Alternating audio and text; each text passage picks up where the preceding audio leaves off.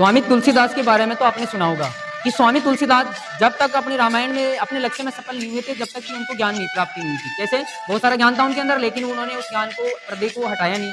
लेकिन एक समय की बात है कि तुलसीदास की शादी रत्नावती के साथ में हुई और शादी में इतना मोहित हो गया कि रत्नावती के लिए वो कहीं भी, किसी भी घर को भी छोड़ के कहीं जाना पसंद नहीं करता था।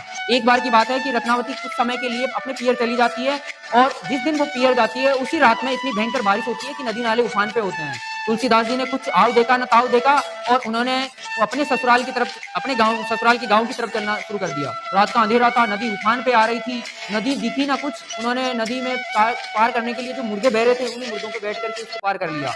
जैसे ही घर पहुंचे, घर पहुंचते ही उन्होंने घर का दरवाजा बंद पाया तो उन्होंने सोचा पीछे से चलते हैं। पीछे की तरफ गया तो सांप लटकता हुआ था, उस सांप को पकड़ के वो छत पे चढ़ जाते हैं। रत्नावली के सामने जाते हैं तो वो अचंभित हो जाती है उनको देख करके इतनी रात में।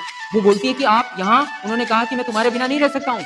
उसी समय रत्नावती ने उनको एक ही वाक्य कहा था, एक ही शब्द कहा था कि स्वामी, जिस जिस तरीके से आप मेरे अंदर अपनी निष्ठा बनाए हुए हो, अपना सम्मोहन बढ़ा रहे हो, उस सम्मोहन की जगह तुम ईश्वर का सम्मोहन करते तो आज तुम यहाँ पर नहीं होती। और मैं आज से ही आपसे यही कहती हूँ कि आप मेरा सम्मोहन छोड़ दो और अपने लक्ष्य पे लग जाओ। तुलसीदास जी ने उसी समय अपनी पत्नी को गुरु बनाया और गुरु बना करके उसी दिन से अपने लक्ष्य में लग गए। उन्होंने आश्रम में अपना जीवन व्यतीत किया और एक दिन सभी संसार के लोगों के सामने अपनी पहचान बनाई।